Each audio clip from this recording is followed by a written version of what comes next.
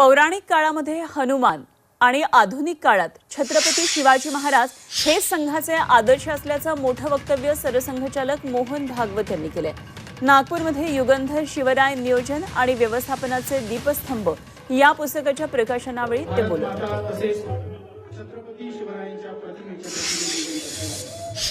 Doctor Hedgewar, गुरुजी आणि बाळासाहेब तिघांनी वेगवेगळ्या वेळी असं म्हटलेलं आहे की आपलं काम, संघाचं काम हे तत्वरूप काम आहे,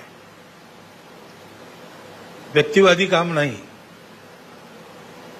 ते चालू राहतं, व्यक्ती येतात आणि जातात, परंतु अशी निर्गुण उपासना कठीण असते।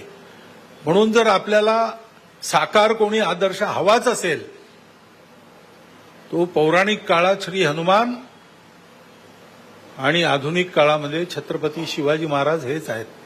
शिवाजी महाराजांनंतर 250 वर्षानंतर सुद्धा तोच आदर्श आहे आणि आजही तोच आदर्श आहे।